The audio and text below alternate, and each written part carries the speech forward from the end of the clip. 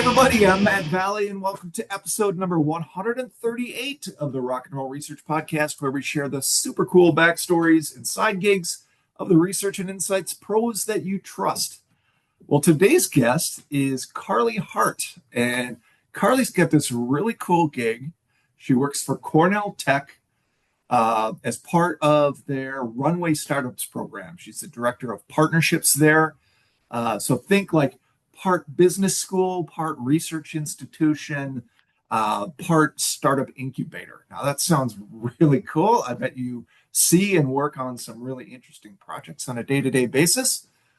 But speaking of startups, Carley had this really fun and interesting epiphany that led to her starting her own side business. So we're going to talk about all that and more on today's podcast. So welcome to the show, Carley. Thanks for having me, Matt. I'm super excited. I'm super excited as well. Very happy to have you here. So just a couple of one interesting thing I want to just point out is if people don't know, Cornell Tech it built a new headquarters on Roosevelt Island in New York City, which is that narrow strip of land between Manhattan and Queens that overhead the SkyTram travels to and from. And I lived on Roosevelt Island for a year or so when I lived in New York City. So I'm jealous that you get to spend time there. It's a very unique, unusual place. So it's very cool. So yeah, totally.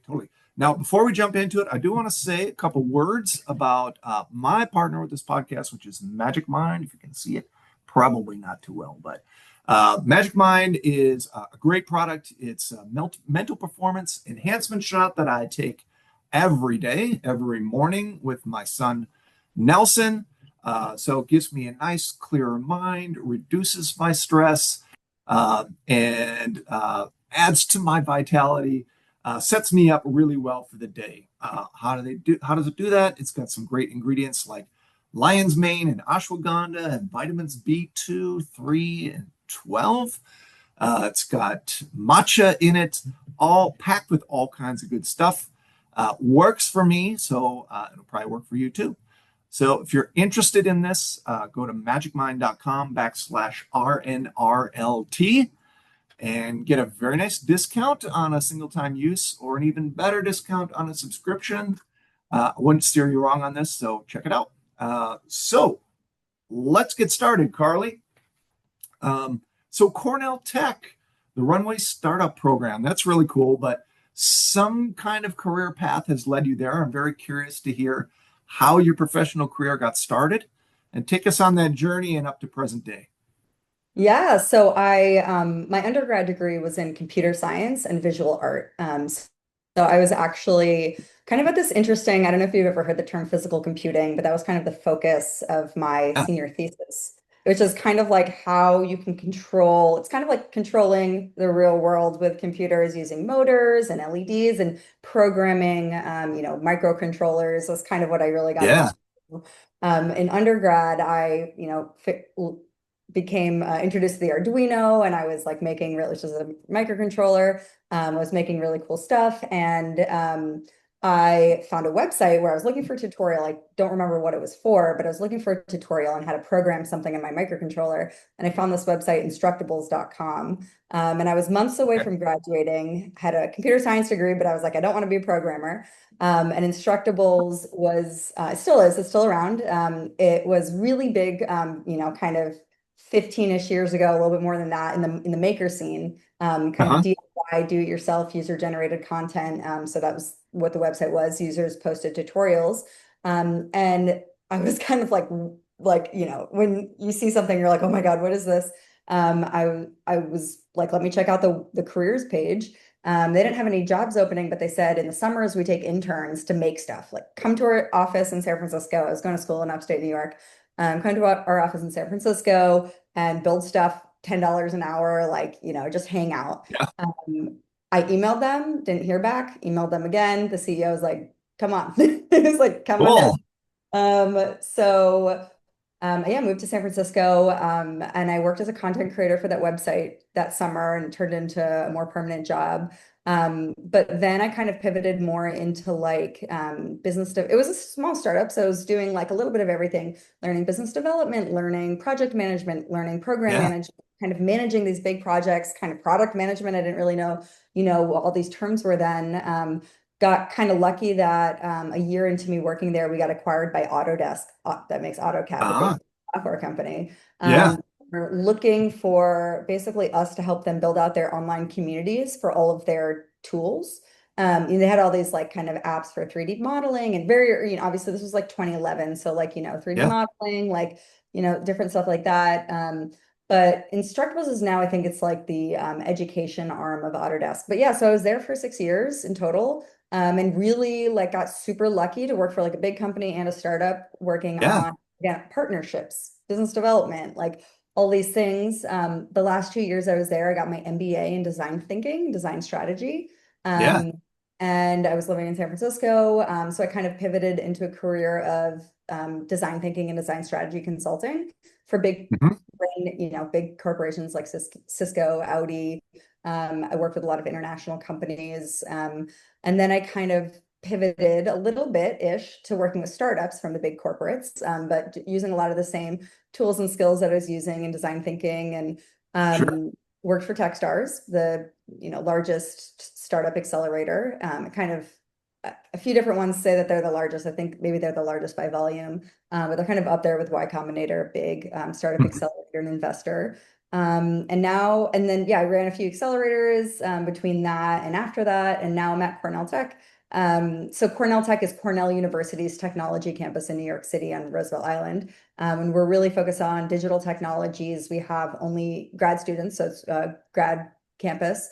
And we're pretty small. We're about 700 students right now. We're growing to 2,000 because we've only been Oh, around wow. for about, yeah. So and yeah, the team that I'm on, we're essentially like a VC arm of the campus and the university. We invest in various different people getting or spinning out their research, mostly PhDs that are commercializing their research. So that's my career in a nutshell.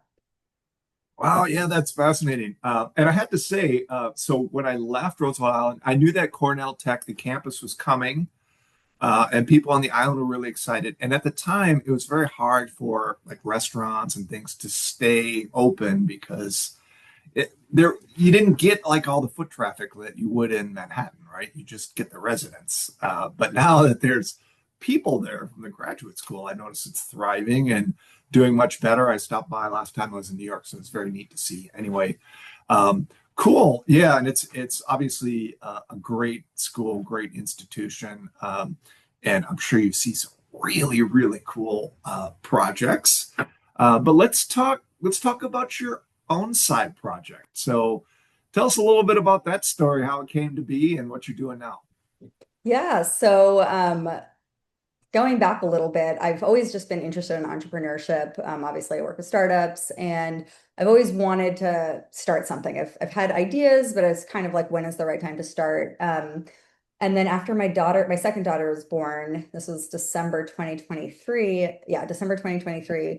I was talking to my husband, and I was like, you know what, she's 4 or 5 months old. Like, I think once she's in kindergarten, that's going to be the perfect time for me to start something. The girls will be out of daycare, like we won't have those expenses. I think Yeah, I could really just branch out. And the minute I said that, I was like, oh my God, I can't wait that long. Like five yeah. years, basically, that was just the thing. So Once that those like kind of words get out there, it's like, no. no, yeah, it like literally struck me in the heart. So it lit the fire under me. Literally, I like pretty much basically the first 3 months of 2024, I said, let me just journal for 3 months. And what I was kind of doing was like opportunity and problem seeking. I was just using brainstorming techniques that I know from design thinking, and sometimes sitting down to actually brainstorm, and sometimes just like really just opening my eyes to seeing any opportunities. And I kind of joke that it was like I turned the faucet on, and then like I would literally like be up at night being like, oh, how can I fix this? How can I do that? Like I was just starting to see like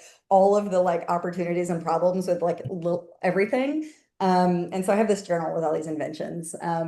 But in that time frame, I was brushing my daughter. I was trying to get my daughter to brush her teeth, and she was 3 at the time. And she was like literally with her lips shut, like, and I was just like, say ah. Like I was like, just open your mouth. Like I just need you to open your mouth open. Like you don't have to do In anything, there. just keep it open. And she was just like, I'm gonna keep it shut. And so I kept saying, say ah, say ah. And I started singing Led Zeppelin's ah. Um, Yes. The she was immigrant three. song. Yeah, she was three. I literally like screamed it at her, and she was like, looked at me blank, like, what is this? And then I was like, okay, she doesn't know that song, but she'd been watching a lot of Frozen, and in this Frozen 2, Elsa's always singing, or there's like this sound that's always going, ah. So I started doing that with her. I was like, and I was like, do that while I brush your teeth. And she was like, what? Like, this is amazing. And so I was like, huh, this like really works. Like she was like excited to brush her teeth every night. I was doing it for a week. And then I had this kind of like light bulb moment where I was like, she has all of these books with buttons in them that play music as speakers in the books.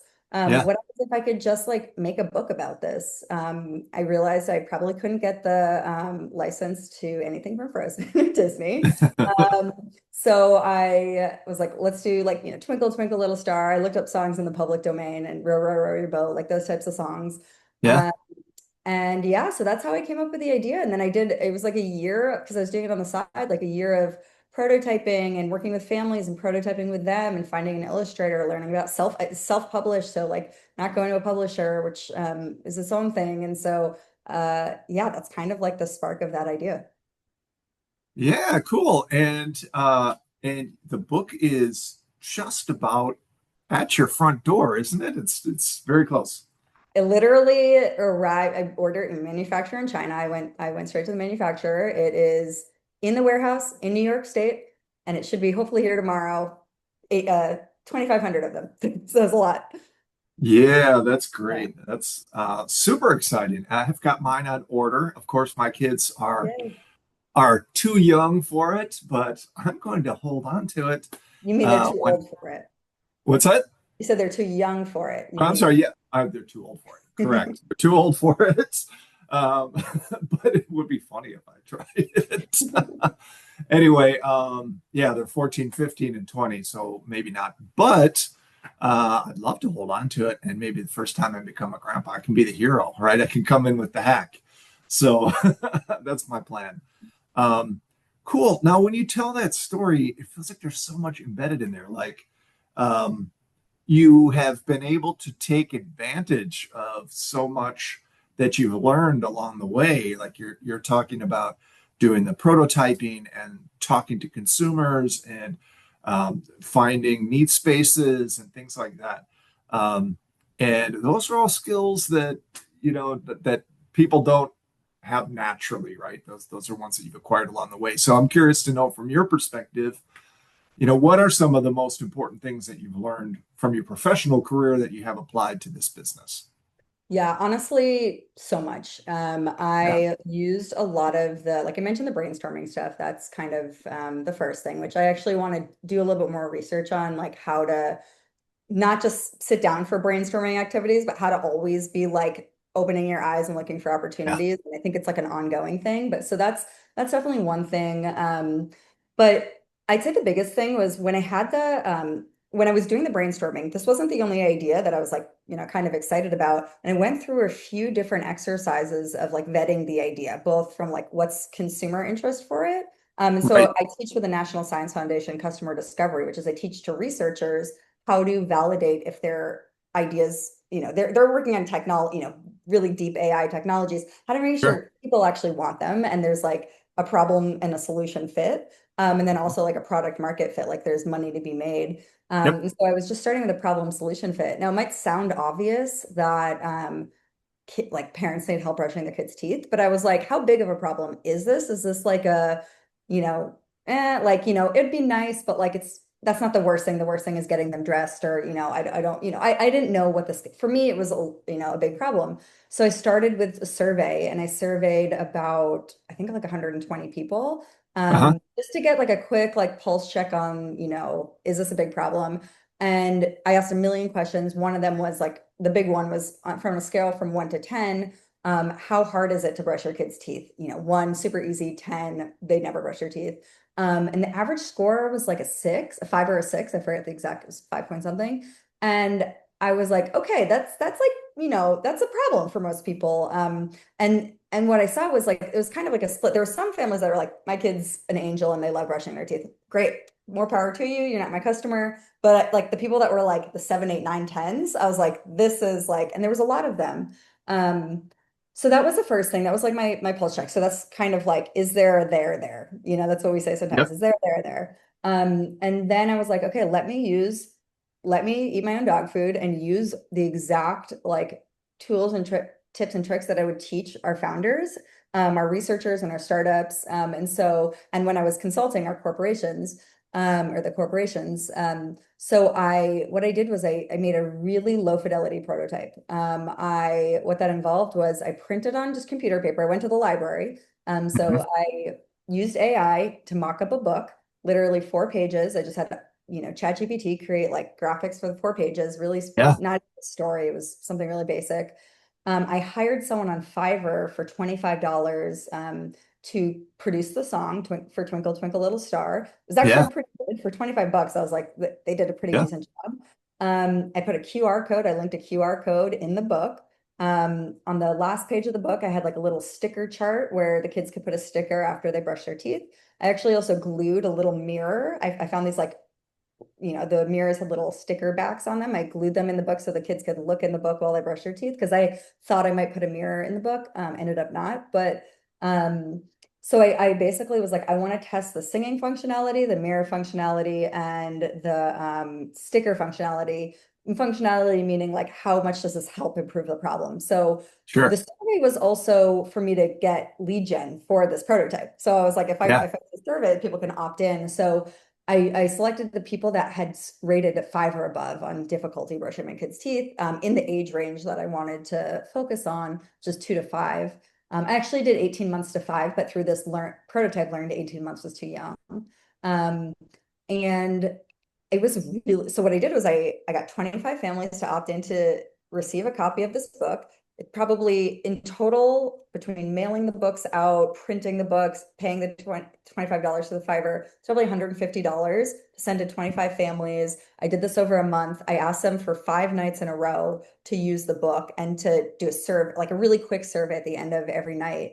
Um, and the results were amazing, like better than I was expecting. It Yeah. went from, I think the average from that group was like a 5 for how, or 5 or a 6. I think it was a 6 for how difficult it was to brush my kids' teeth. Went down to a 2, on average over the 5 nights. Wow. That's And amazing. it was so cool. And I learned just like a million things about how they were using it. Like the stickers, I thought the stickers were a total add-on at the end. I was like, oh, my daughter loves sticker charts. It worked for potty training. Let me just throw in a sticker chart. I bought some star stickers. And some parents were like, my kid's obsessed with the sticker part. And then like with the song, I thought kids would be singing the song because that make they'd be singing with Twinkle Twinkle Little Star. But some of the parents were like, they're not like one of the questions I asked was the song effective? I was getting like yes, yes, yes. Did they sing along with the song? Yes, no, no, yeah. I'm like, wait, it was effective, but they didn't sing along. The kids were like zoning out. It was kind of like zombie making them just keep their mouths open. My daughter Yeah. does this sometimes too. She doesn't sing along to the song, but she hears it singing ah. And so she's just kind of like, and she's just kind of looking Yeah. around. So it had the intended effect, even if the kid wasn't singing. Some did, some didn't. Um, so yeah, those were, I think, like the big stuff. I have a few other things that I've been doing, but that was kind of like the big start of like how I use those skills. Yeah, I just love it. Yeah, just a couple quick reactions. First of all, I've met lots of founders and entrepreneurs in the market research space that start their own business to forget about everything that they know about the research that they can apply to de-risk their launch and make sure that they're addressing specific problems, those kinds of things. So you hit that head on, which is really cool. And the other thing that I think is really neat is that so many of these things are accessible now if you look for them, and it's not so expensive. Like you talked about Fiverr. We've used Fiverr for an album cover for my punk rock band, right? We got this amazing cover for just dirt cheap, which is really cool. So there are resources out there now that probably weren't there back then, And then I think you've got this really professional process because you've got the book arriving, but then you've got another one right on the heels of it, right? So you've got another idea that you're working towards, and so kind of getting the flywheel going. If I'm saying that right here. Yeah, that's the goal. I mean, I've kind of pivoted a little bit. It could be its own other podcast based off like the tariffs. The children's books aren't are exempt from tariffs, so I got really, really lucky with that. Um, Ah, yeah, I was gonna do more merchandise. I the book that I created, I have really fun characters that I was gonna do a whole like toys and the stuff. It's just it feel a little too risky with that right now, so I'm gonna keep to the children's books. I have another idea. I'm kind of because I'm bootstrapping, which just means I'm funding this all myself. yep. Um, I am waiting to sell the books before I was gonna kind of jump in and start designing my next book. I want to get a little bit more sales in before I can kind of put out more money. I don't want to kind of put my initial investment out. I have Sure. about $50,000 in inventory, which is a lot. So I want to try to sell a chunk of that before I order the next book and figure that out. Yeah, cool, cool, awesome. Well, let me ask you this because I think you've got this great perspective on the startup space, and things have changed so much since you've been involved in it. So I'm curious to know from your perspective as you look forward, what does the future of the startup space look like? Like, what do I think the future of all startups look like tech startups? Yeah, like maybe trends or not necessarily the types of companies, but how people might go about it. Or is it just it is what it is and it'll always be like this, or what does that look like? Oh, I think it's going to massively change with, I know everybody says this with AI. I mean, Yeah, it's been interesting because, I'm in my late 30s. And so I was kind of too young to really, like, I know that the internet obviously changed business, but I was a yeah, kid to see from like brick and mortar to digital. But hmm, I've heard there's a lot of mentors and like just people in my industry that I've heard talk about, everyone's like, oh my God, I'm scared of AI. And they're like, yeah, but like, we saw everyone was scared of the internet because that was going to completely change the brick and mortar business and just how we were used to shopping. And yeah, a lot of things got shut down, but then a lot of new things popped up. So they're like, it's not going to be a we're not going to be total in the deficit. Everybody thinks just everything's going to go away. And they're like, that's what everybody thought in the 90s. And so yeah, I'm kind of curious to see how it shakes out. And obviously, hindsight, when I'm 20 years in the future and my yeah, kids are like, when they're like, I remember when AI was just ChatGPT. And that's how I talk about dial up AOL. I remember when I was a little kid and it was dial up AOL. That's the stories I'll tell them. And right now, this is that for them. They're 4 and 2, so they're even too young. This is going to be even before I even formed memories was ChatGPT, yeah, in the form that it is now. So I think that at least for entrepreneurs, the tools are getting so democratized, but like at like an exponential pace. I mean, I started a craft business with my friend. I was pregnant when it started 2020. We ended up shutting it down last year. We didn't really like push it too far, but um the stuff and resources I have now, I just started this last year. So like 4 years later, how quickly, and I'm just doing this by myself now. It yeah, with Fiverr, I mean, Fiverr existed that, but now it's just I jump on and someone in like India is ready to do my task overnight and it's ready in the morning. And then like someone records a song for me and it's ready like from I think it was Indonesia that they recorded it. And I yep, paid $25 and hired a copy editor to do the back of my book. And then a like ChatGPT, the ways I've been using it, like I'm moving way faster. I think yeah, the only thing that's like bothering me is I know I'm not using all of the things right now, and I know I can't. I keep yeah, seeing these. I'm doing this with it, and this with AI, and this with AI, and I'm moving at warp speed, and I'm like, I don't have the time to like figure out all these things, but I know that I could be moving like 20 times faster. But I it's so cool. It's so cool. It's such a different like time. I feel like 2 years ago this wasn't even a thing. Like it's so cool. So totally. like you can just try. Like you just try. Anybody can just try, start something for nothing. Yeah, yeah, for sure. It is a very exciting time. Anybody can sort of jump in, right? Hey, I got an Like with idea. I didn't do a Kickstarter, but like with the pre-orders, you don't even need a product. Like I did a pre-order. It's my product's in pre-order right now. I did it on my own website. Pros and cons to that, but like you literally can start a whole business with like physical products and spend like no money make hundreds of thousands of dollars if it's a good idea. It's just so cool. Yeah. Yeah, cool, cool.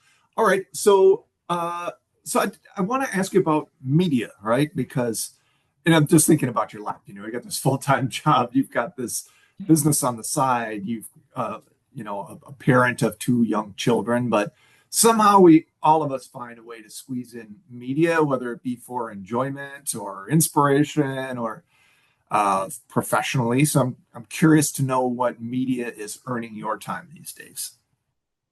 Like what, yeah, what am I consuming most of? Instagram? Does that count? Yeah. Like, is that, yeah. I try to stay off of it, but it's hard because of my business and I need to start posting more. So it really just Yep. gets my attention. And being a millennial, TikTok hasn't I am posting on TikTok too, but the algorithm hasn't like hooked me yet. Like I'm really hooked on Instagram, not so much on TikTok. And then I'm really into I have two different buckets of TV that I'm really into, which is like they're really like the good stuff that's on the really well produced, the HBO stuff, the Apple stuff, like Severance and Yeah. White Lotus and Last of Us, like all of those shows that are coming out, like very, very, the new Game of Thrones one, I forget what the name of the Dragon House of Dragons, all that kind of stuff. And then on the other side, I like really trashy reality TV. I've cut myself off from Bravo, so I haven't watched that in a year. But I've almost started watching worse stuff like Love Island and 90 Day Fiancé. So you know what? I love it, and I will continue as the time. Oh, and I podcasts. I'm not just saying that. I think podcasts are probably the most. I can't get enough. There's a few that I'm just obsessed with, and I just drive my kids to school. I eat my breakfast. I gotta finish these up. I love podcasts. Yeah. Yeah. Yeah, cool.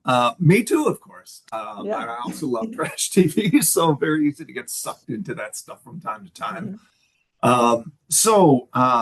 Now this is the Rock and Roll Research Podcast, Carly. And before I ask this question, I do have to send a shout out to Bryson Swick, who works for Orchard. And he was guest on episode number 133, I want to say. And he's the one that introduced us. So I'm very thankful that Bryson did. So thank you for that, Bryson. Orchard, of course, if you went to IIEX earlier this year, not too long ago, last month, I guess, Orchard was the winner of the IIEX Innovation Competition. They got this big $10,000 check. Very cool stuff. So they're doing great things. So yeah, shout out there. But like I said, Carly, this is the Rock and Roll Research Podcast. We haven't talked music at all, and you and I, even when we talked earlier, music did not come up. So I'm really fascinated to hear your answer to this one. So let's say you know what's coming, Carly. You're stranded on a desert island, right? Uh, maybe it's like a post-apocalyptic Roosevelt Island, perhaps. I don't know. But you have three records of your choosing to keep you company for the rest of your days. What are they? Okay, so I feel like if I really was really sitting down, I might vary it a little bit more, but these are three albums that I have been listening to for decades, a decade to 2 decades that I still keep rediscovering, and I'm just I love them so much. Yeah. And they're kind of all in the same I guess genre. So the first one is The Shins, Wincing the Night Away. Ah, nice. Yeah. Yeah, I listened to that when I was a summer. I was traveling in Europe between freshman and sophomore year of college. And it's just I feel that it's 20 years ago, but I just feel it when I listen to that album. Yeah. Um, the next one, these are all kind of from my college days and my early 20s that I just still obsessively listen to, which Yep. is Cake, Comfort Eagle. Oh, nice. Nice. Yeah, I love Cake. And I guess if I have to pick one album, this is probably my favorite one. And I just every few years I get on a binge bender with it. So I think I'm just in one right now. And that was I love it. when I would drive up to college, this was what I listened to. And then the last one is Modern Vampires of the City Vampire Weekend. I Yeah. love Vampire Weekend and this album, and there's so many good Vampire Weekend albums. The only reason I picked this one is because I love so many of the songs, and it was the album. This was kind of funny. It was the album between breaking up with my ex-boyfriend and meeting my husband, like the summer, the little like time in between that. And I just was kind of like, yeah. And like it just came out and I saw them live in San Francisco and I was just kind of like vibing. So and I still listen to, yeah, these three I'll still like, nowadays you don't really have albums as much anymore, but these three I like Yep. listen as an album. So I still love all of them. Just totally love it. I could tell you, because this is where I have quantitative data, right? Because I ask this of every guest on the podcast. Um, I believe I'll have to check my list, but I think there are two new mentions there that haven't been mentioned: the Shins and the Vampire Weekend. I think Cake came up before. Okay. Not sure. I was listening to the radio just yesterday, and Cake came on, which is really neat. That do Mm, do do do do do do they got a do. very That's distinct kind of sound. vibe, right? I will say something that I feel very special that I wasn't even trying to pick two new artists, but our wedding DJ, me and my husband love Andrew WK, and we requested an Andrew WK song, and he said we were the first couple, and he's been doing this forever that requested Andrew WK at their wedding, and I was like, oh, Fun story about Andrew WK. So, growing up in the Twin Cities, I played in a speed metal band. There's a band we played with from time to time called Coup de Gras that kind of made a splash in the Twin Cities, and the lead singer of that band ended up being the guitar player for Andrew WK for many, many years. Jim Maherl was his name, so so cool. a little connection there. So that's kind of neat. All right, super cool. It's a great chat, Carley. Really interesting stuff. I wish you all the best with your business. I'm super excited for my own book to arrive.